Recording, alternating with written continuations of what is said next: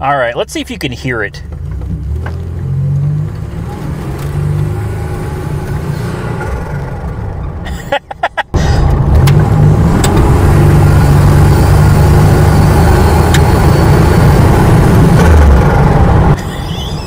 I love it.